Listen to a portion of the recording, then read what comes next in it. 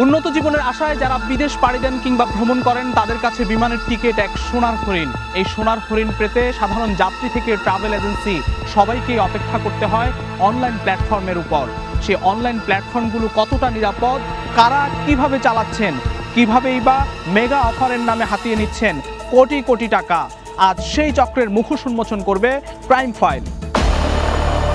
স্বপ্নযাত্রায় online booking, আকর্ষণীয় ছাড়ের offer, শর্ত অগ্রিম পেমেন্ট, আর তারপর হঠাৎ নিখোঁজ সেই অনলাইন ট্রাভেল প্ল্যাটফর্ম।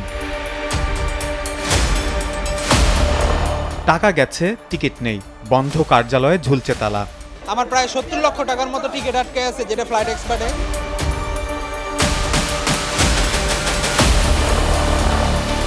ঠিক তখন এমন বাস্তবতা আর স্বপ্নের যাত্রা পরিণত হয় দুঃস্বপ্নে। প্রায় 80 লক্ষ হইতে 1 কোটি টাকার আমার ট্রানজাকশন। নীতিমালার কারণে হয়তো স্ট্রাকচারটা ডিফারেন্ট করতে হয়েছে।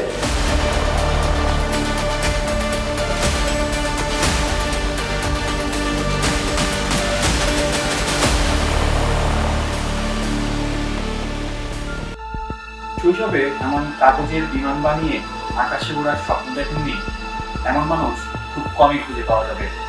আর এই শৈশব স্বপ্ন নিয়ে অনেকেই ভ্রমণ পিপাসুদের সাথে প্রতারণা করেছেন বিশ্বাসের সাথে। বিমানের টিকিট প্রতারণা নিয়ে এবার আমাদের অনুসন্ধান। বর্তমান ডিজিটাল যুগে ভ্রমণ পরিকল্পনা ও টিকিট বুকিংয়ের ক্ষেত্রে অত্যন্ত জনপ্রিয় হয়ে উঠেছে অনলাইন ট্রাভেল এজেন্সি বা ওটিএ। তবে এই সুবিধার আড়ালে প্রতারণার ঘটনাও বাড়ছে। দেশেই নয়, বিশ্বজুড়ে ভয়ঙ্কর রূপ নিয়েছে এই সাইবার প্রতারণা। ফ্লাইফার ইন্টারন্যাশনাল অগ্রিম টাকা নিয়ে উধাও হয়ে গেছে। গা ঢাকা দিয়েছেন বাপ ছেলে। বাংলাদেশে গেল কয়েক বছরে প্রায় $1 বিলিয়ন টিকিট বাজারে একাধিক অনলাইন ট্রাভেল এজেন্সি গ্রাহকদের কাছ থেকে অগ্রিম টাকা নিয়ে উধাও হয়ে গেছে। এসব ঘটনায় ক্ষতির অভিযোগ উঠেছে শত শত কোটি টাকা। রাজধানীর মতিঝিল এই এলাকায় প্রায় 4 দশক ধরে ট্রাভেল এজেন্সির ব্যবসা করছে ইউনিয়ন ট্রাভেলস। বিস্তর অভিজ্ঞতা সম্পন্ন এই প্রতিষ্ঠানটিও অনলাইন ট্রাভেল এজেন্সির প্রতারকদের থেকে রক্ষা পায়নি। ওটিএ প্ল্যাটফর্ম নিয়ে ক্রাইম ফাইল টিমের কাছে প্রতারণার সেই বর্ণনাই দিচ্ছিলেন মোহাম্মদ বিন মোস্তফা। তো প্রত্যেকটা ওটি আপনার ফ্লাইট এক্সপার্ট বলেন, ওইখানে আমার প্রায় 10 লক্ষ টাকার মতো লোকসান হয়েছে। ট্রাভেল বিজনেস পোর্টাল, এরপরে হচ্ছে ফ্লাইফার, এরপরে টিকিট কিংডম, সবার বিজনেস মডেল এক। সেটা হচ্ছে যে তারা অনেক ছাড় দিবে, ছাড় দেওয়ার পরে তারা যখন নাকি ক্যাশ বার্ন করতে করতে তারা যখন নাকি বিজনেস সাস্টেইন করতে পারে না, তখন তারা মার্কেট থেকে চলে যায়। এবার আমরা দেখতে চাই ডিজিটাল মাধ্যমে ব্যবসা করা ট্রাভেল এজেন্সিগুলোকে। 2019 সালের এপ্রিল মাসে সিঙ্গাপুরে যাত্রা শুরু করে গোজায়ান পিটি, অথচ বাংলাদেশে প্রায় 2 বছর আগেই যাত্রা শুরু করে গোজায়ান লিমিটেড। বাংলাদেশে গোজায়ান আগে থেকেই ব্যবসা করলেও এর সিংহভাগ শেয়ারই এখন সিঙ্গাপুরের গোজায়ান পিটির কাছে। ওটিএ প্ল্যাটফর্ম গোজায়ান নিয়ে অনুসন্ধানে জানা যায়, ব্যবস্থাপনা পরিচালক রিদওয়ান হাফিজের ব্যবসায়িক জীবনের শুরু হয়েছে অ্যানালাইজার নামে বিজ্ঞাপন নির্মাণকারী ভিন্ন আরেকটি প্রতিষ্ঠান থেকে। তিনি সহ সেই প্রতিষ্ঠানেরই 4 জনকে নিয়ে যাত্রা শুরু করে গোজায়ান লিমিটেড। এ সময় দেশীয় বিনিয়োগকারী হিসেবে সাথে ছিল আমরা হোল্ডিংস নামে আরও একটি প্রতিষ্ঠান। শুরুতে গোজায়ান লিমিটেডের মূলধন ছিল 20 কোটি টাকা, কিন্তু 4.5 বছরের মাথায় মূলধন বেড়ে দাঁড়ায় 50 কোটি টাকাতে। নথি অনুযায়ী গেল বছরের 31 ডিসেম্বর পর্যন্ত গোজায়ান পিটির শেয়ার ছিল 2,19,36,656টি। যদিও চলতি বছরের 8 ফেব্রুয়ারি রিদওয়ান আরও 59,66,371টি শেয়ার হস্তান্তর করেছে। 2022 সালের নথিতে দেখা যায় এমডি রিদওয়ান দেশে এবং সিঙ্গাপুরের গোজায়ানের নমিনি হিসেবে রয়েছেন। এছাড়া সাবেক আরেক পরিচালক ইমামুল ইসলামও নমিনি হিসেবে সিঙ্গাপুরের গোজায়ানের সাথে যুক্ত। ব্র্যাক ওসিরিজ ইম্প্যাক্ট ভেঞ্চারের নমিনি সাইদুর রহমান খানের নামও পরিচালক হিসেবে নথিতে দেখা যায়। প্রশ্ন হলো, সিঙ্গাপুরের গোজায়ানে কিভাবে বিনিয়োগ করল রিদওয়ান এবং ইমামুল? কিভাবে টাকা পাঠানো হলো সেখানে? আবার সিঙ্গাপুর থেকেই বা কোন পথে টাকা এনে দেশে শেয়ার কিনল গোজায়ান পিটি? সেইটাই জানার চেষ্টা করব আমরা। তবে তার আগে প্রতিষ্ঠানটি নিয়ে আরও জানতে চাই। নানা প্রশ্নের সমীকরণ মেলাতে আমরা যোগাযোগ করি গোজায়ানের প্রতিষ্ঠাকালীন পরিচালক সৈয়দ কামরুল আহসানের সাথে। তিনি গোজায়ানের শুরুর দিকের পরিচালক। মালিকানা শেয়ার নিয়ে তার কাছে জানতে চাইলে তিনি আমাদের প্রশ্ন এড়িয়ে যান। গোজায়ানেও ছিলাম এজ এ ডিরেক্টর, অ্যানালাইজিনেও ছিলাম। গোজায়ান পিটি, হ্যাঁ, কি আপনাদের সাথেই আছে? এইটা আমি বলতে পারছি না, যেহেতু আমি নাই, সো আমার কমেন্ট করা এখানে কোনো দিক না না, আমি এমনি জানতে চাচ্ছি, মানে এটা কি আপনাদেরই অঙ্গ সংগঠন? আমি ঠিক জানিও না, এইটাও আমার ঠিক জানা নাই এটার আসলে রেজিস্ট্রেশন কোন প্রসেসে করা হয়।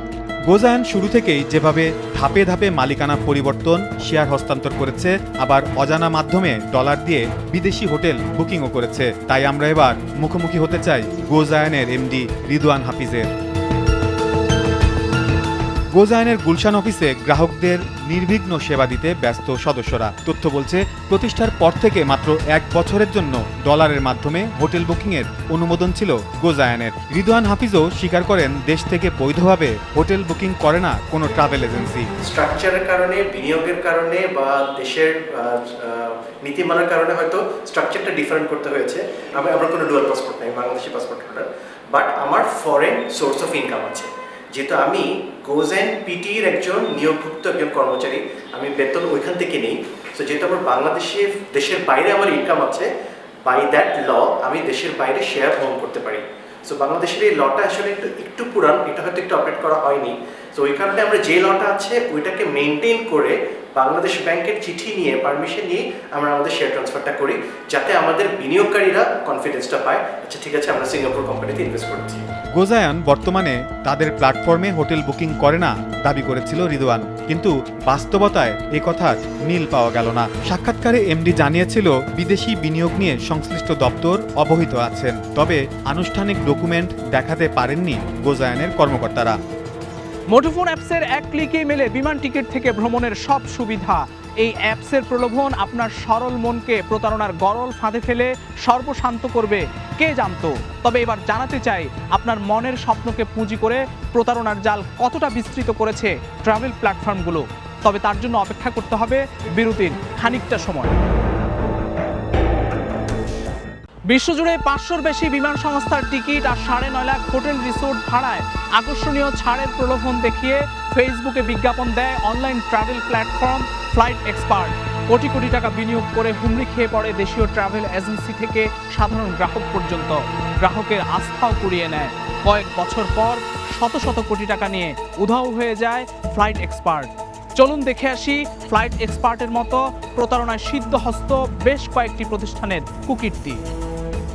ফ্লাইট এক্সপার্ট নামে প্ল্যাটফর্মটি 2017 সালে যাত্রা শুরু করে। দেশীয় ও আন্তর্জাতিক বাজারে 5 শতাধিক বিমান সংস্থা ও 9.5 লাখ হোটেল রিসোর্টের সঙ্গে নিজেদের যুক্ত করে অল্প সময়েই আস্থার জায়গায় জনপ্রিয় হয়ে ওঠে প্ল্যাটফর্মটি। ফেসবুক বিজ্ঞাপনের মাধ্যমে বিমানের টিকিটে ডিসকাউন্টের নামে সীমিত সময়ের অফারে ছিল বিশ্বাসযোগ্যতার মুখোশ। গেল আগস্টে প্রতিষ্ঠানটির প্রতারণায় কোটি কোটি টাকা হারায় গ্রাহকরা। কাজী খালেদ মাহমুদ ট্রাভেল ব্যবসার সাথে যুক্ত আছেন 1.5 দশকেরও বেশি সময় ধরে। বাড়তি মুনাফার আশায় তিনিও বিভিন্ন সময় প্রতারণার শিকার হয়েছেন। তাই বিশ্বাসের অভাবে দিনে দিনে ব্যবসার পরিসর ছোট হয়ে আসছে তার প্রতিষ্ঠানের। ফ্লাইট এক্সপার্টের প্রতারণায় খালেদ প্রায় 12 লাখ টাকা ক্ষতির মুখে পড়েছিলেন। তারাও বিভিন্ন সোর্স থেকে টিকিট নিত, নিয়ে আমাদেরকে দিত, কিন্তু আমরা তাদেরকে ক্যাশ টাকা দিয়ে টিকিট নিতাম, তাদের থেকে পেমেন্ট করে। তারা আবার যাদের থেকে টিকিট নিয়েছে তাদেরকে তারা পেমেন্ট করেন, যার কারণে আমাদের টিকিটগুলো রিফান্ড হতে থাকে। এটা মনিটরিং করা যাদের দায়িত্ব, সিভিল এভিয়েশন কর্তৃপক্ষ আছে, ট্যুরিজম মিনিস্ট্রি আছে, তারপর আমাদের ট্রাভেল এজেন্সি সংগঠন আছে, তারা এটা সঠিক মনিটর করেনি। আমরা তাদেরকে লিখিত অভিযোগও জানাইছি এবং তাদের রিসিভ কপি আমরা সংগ্রহ করছি, কিন্তু তারা কোনো ব্যবস্থা এই প্রতারকদের বিরুদ্ধে নেয়নি। ওটিএ প্ল্যাটফর্মের নানা অভিযোগ নিয়ে এবার ক্রাইম ফাইল টিম আইটি বিশেষজ্ঞের মুখোমুখি হতে চায়। তানভীর জোহা ইলেকট্রনিক ইঞ্জিনিয়ারিং এবং সোশ্যাল মিডিয়া সহ অনলাইন প্ল্যাটফর্ম নিয়ে পড়াশোনা শেষে দীর্ঘ বছর ধরে আইটি বিশেষজ্ঞ হিসেবে নিজেকে প্রতিষ্ঠিত করেছেন। অনলাইন ট্রাভেল এজেন্সিগুলোর প্রতারণার কৌশল নিয়ে বলছিলেন তিনি। নর্মাল যেগুলো লোভনীয় চটকদার যে অফার এবং মান্থলি আপনি স্কিমের সাথে দিতে পারবেন, এই অফারগুলো থেকে আমাদের দূরে থাকতে হবে। এটা আসলে কোনো অফারের পর্যায়ে পড়ে না, এটা একটা মানে লোভের নামে প্রতারণা। এবং আরেকটি বিষয় হচ্ছে আমাদের বাইরার এবং আমাদের এই ট্রাভেল এজেন্সির কিন্তু কিছু নিবন্ধিত মেম্বার আছে, তাদের কাছ থেকে আসলে আপনি এগুলো করতে পারেন। এবং যারা নিবন্ধিত মেম্বার তারা কখনো কোনো দিন কোনো অফার দিবে না, তারা হচ্ছে আন্তর্জাতিক যে অফারটা আছে সেই অফারই করবে, এবং তারা কোনোদিন আপনাকে মান্থলি ইনস্টলমেন্টের সুযোগই তাদের নেই, কারণ তাদের ক্যাশ টাকা দিয়ে তাদের এই বিজনেসটা এনরোলমেন্ট করতে হয়। যখন আপনাকে আসলে লং টার্ম একটা আপনাকে ইনস্টলমেন্টের সুযোগ দেবে, তখনই বুঝতে হবে এখানে শুভঙ্করের ফাঁকিটি রয়েছে। পর্বের শুরুতে দর্শকদের জানানো হয়েছিল ট্রাভেল এজেন্সি গোজায়ান সম্পর্কে। এবার এমন আরও একটি অনলাইন ট্রাভেল প্ল্যাটফর্ম সম্পর্কে তুলে ধরব, যে প্রতিষ্ঠানটিতেও রয়েছে সিঙ্গাপুর ভিত্তিক বিনিয়োগ। Online travel platform tour booking আর শেয়ার ট্রিপ একে অপরের ছায়া হিসেবে চলছে দীর্ঘ সময় ধরে। এই দুই প্রতিষ্ঠানের নথি পর্যালোচনায় দেখা যায় স্টার্টআপ বাংলাদেশ, বিদেশি প্রতিষ্ঠান শেয়ার ট্রিপ পিটিই এবং শেয়ার ট্রিপ আইএনসি পারস্পরিক বিশ্বস্ততায় শেয়ার হস্তান্তর করছে একে অপরের কাছে। আর এই প্রতিটি প্রতিষ্ঠানের সাথেই রয়েছে শেয়ার ট্রিপের ব্যবস্থাপনা পরিচালক সাদিয়া হক, তার স্বামী কাসিফুর রহমান এবং বিদেশি বিনিয়োগকারী তানভীর আলীর নাম। 2014 সালে ট্যুর বুকিং জন্মের 5 বছরের মাথায় নিবন্ধিত হয় শেয়ার ট্রিপ। দুইটি প্রতিষ্ঠানেই কখনো Tanvir Ali American share trip আইএনসির প্রতিনিধি, আবার কখনো কাশিফুর। সাদিয়া হক কখনো ট্যুর বুকিংয়ের প্রতিনিধি, আবার কখনো তানভীর আলীর মতো সিঙ্গাপুরের শেয়ার ট্রিপ পিটির পরিচালক। দীর্ঘদিন ধরে চলে আসা জটিল এই সমীকরণের এক পর্যায়ে নেট জগৎ থেকে জানা গেল সিঙ্গাপুরের শেয়ার ট্রিপ পিটির নিবন্ধিত ঠিকানায় 3 তলা একটি ভবনের হোল্ডিংয়ে রয়েছে আরও 7,000 প্রতিষ্ঠান। আগের গোজায়ানের মতোই ধাপে ধাপে মালিকানা পরিবর্তন, শেয়ার হস্তান্তর আর অজানা মাধ্যমে ডলার দিয়ে বিদেশি হোটেল বুকিংও করে শেয়ার ট্রিপ। তাই আমরা এবার মুখোমুখি হতে চাই শেয়ার ট্রিপের এমডি সাদিয়া হকের। মুঠোফোনে যোগাযোগের পর সাক্ষাৎকার দিতে আগ্রহী ছিলেন সাদিয়া। আপনি কি 12টার পরে আসতে পারবেন ভাই? হ্যাঁ শিওর 12টার পরে হলে আমার একটু সুবিধা হয়। আমার আর কোনো যদি সেট কোয়েশ্চেন থাকে যেগুলোকে আপনি অ্যাড্রেস করতে চাচ্ছেন, সেগুলো যদি আমাকে একটু শেয়ার করেন, তাহলে আমি ওভাবে প্রিপেয়ার হয়ে থাকলাম আর কি। তাহলে আর একটু তাড়াতাড়ি আমরা র্যাপ আপ করে ফেলতে পারি। কিন্তু পরদিন সাক্ষাৎকারের কিছু সময় আগে তার প্রতিষ্ঠানের সদস্য জানান সাদিয়া হক অসুস্থ। অনেক হাই ফিভার আপু কথা বলতে পারে নাই। পরে হচ্ছে ওনার বাসা থেকে জাস্ট আমাকে টেক্সট করে বললো আপনার সাথে একটু কমিউনিকেট করার জন্য, যে আপু আজকে মিটিংটা করতে পারছেন না। অফলাইনের ট্রাভেল প্ল্যাটফর্ম দাপিয়ে বেড়ানো গোজায়ান, শেয়ার ট্রিপের বিনিয়োগ এবং ব্যবসার কৌশল নিয়ে জানতে আমরা এবার বাংলাদেশ ব্যাংকের মুখপাত্র আরিফ হোসেন খানের মুখোমুখি। প্রয়োজনীয় কর পরিশোধ না করে তবে বাংলাদেশ ব্যাংকের অনুমতি নিয়ে বিদেশে টাকা পাঠানোর সুযোগ নেই।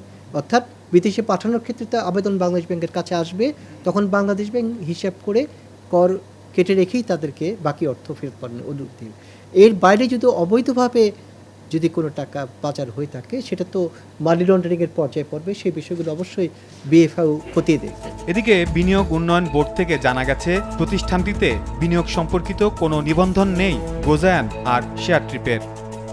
শেয়ার ট্রিপ গোজায়ান 1 নম্বর কোশ্চেন, এগুলো তো আপনার ওই যে শেয়ার ট্রিপটা তো যে কমার্শিয়াল কোম্পানি, হ্যাঁ, এরা হচ্ছে যে আপনার স্টার্টআপ কোম্পানির মতো ছোট কোম্পানি।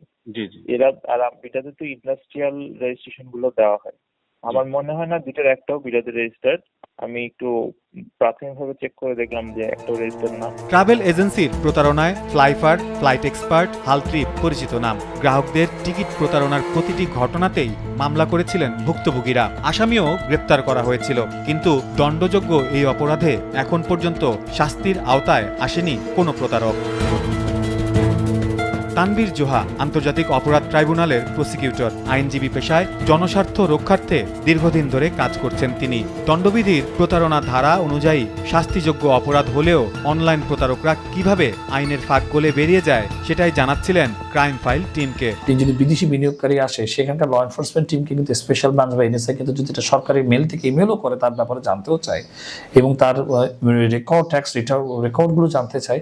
আমার জানা মতে সর্বোচ্চ 15 দিনের মধ্যে তারা এটা রিপ্লাই করে। এই যে পদ্ধতিগত ডিজিটাল করসপন্ডিং গুলো না হওয়ার কারণে তারা মাঠ পর্যায়ে বুঝে না বুঝে এর ওর কাছ থেকে জিজ্ঞাসা করে এই যে ক্লিয়ারেন্সটা দেই, তখন বিনিয়োগ বোর্ড যখন ক্লিয়ারেন্স পেয়ে যায় তখন তো তাকে এন্টারটেইন করে এই সকল ব্যবসার জন্য, কিন্তু দিন শেষে তারা বাংলাদেশের সমস্ত টাকা পাচার করে নিয়ে যায়। এজেন্সিগুলোর এমন প্রতারণায় কি করছে সরকারি প্রতিষ্ঠানগুলো, এমন উত্তর জানতে এবার আমরা টিসিবি ভবনে। এখানেই অবস্থিত জাতীয় ভোক্তা অধিকার সংরক্ষণ অধিদপ্তর, আর এই দপ্তরেই অভিযোগ ও তদন্ত বিভাগের পরিচালকের দায়িত্বে আছেন মোহাম্মদ আজিজুল ইসলাম। ভুক্তভোগীদের সেবায় সংস্থাটির কার্যক্রম সম্পর্কে জানাচ্ছিলেন তিনি। সম্মানিত ভোক্তাগণকে অনুরোধ করব যে আপনারা টিকিটটা নিজের নামেই ক্রয় করুন এবং আপনার যে পাসপোর্ট নাম্বার রয়েছে এই পাসপোর্ট নাম্বারটা এখানে এন্ট্রি দেওয়া হয়েছে কিনা সেটা ভালো করে চেক করে নেবেন।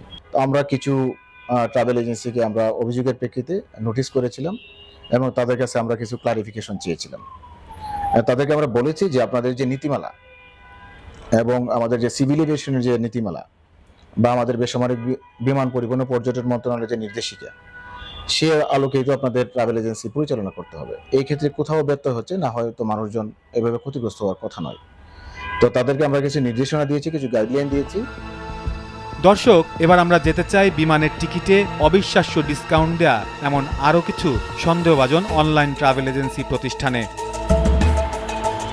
পুলিশের বিশেষায়িত ইউনিট ক্রিমিনাল ইনভেস্টিগেশন ডিপার্টমেন্ট বা সিআইডি সাইবার অপরাধ নিয়ন্ত্রণ নিয়ে সংস্থাটি রয়েছে অনেক সফলতার গল্প। কার্যালয়টিতে মুখপাত্রের দায়িত্বে আছেন জসিমউদ্দিন। ক্রাইম ফাইল টিমকে জানাচ্ছিলেন অনলাইন ট্রাভেল এজেন্সিগুলো শুধুমাত্র গ্রাহকদের সাথে প্রতারণাই করছে না, অবৈধভাবে দেশের বাইরে টাকাও পাঠাচ্ছে। এটা হচ্ছে সিস্টেম থেকে আপনি পারবেন না, বাংলাদেশে সে সিস্টেম এভাবে করা আছে। বাট যদি কেউ এটা করে ফেলে তাহলে এটার মূল রেগুলেটর কে, কারা?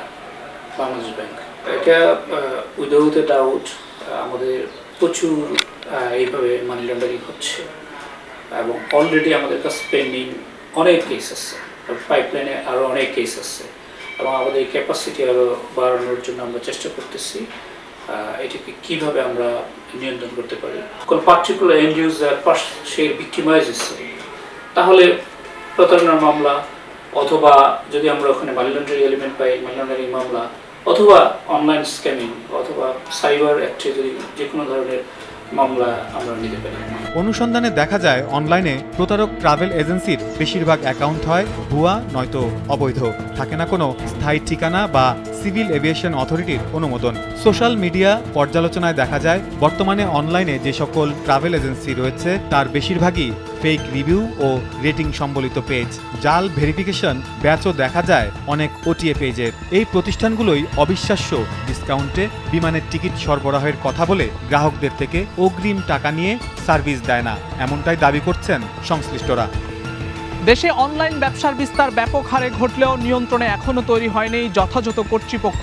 তাই সতর্ক থাকুন, অনুসন্ধানী চোখ রাখুন সবখানে। মনে রাখবেন, আপনার সতর্কতা আপনার স্বপ্ন বাঁচাবে, ধ্বংস করবে প্রতারণার সাম্রাজ্য। অন্যায় অনিয়মের বিরুদ্ধে আপনার পাশে থাকবে ক্রাইম ফাইল।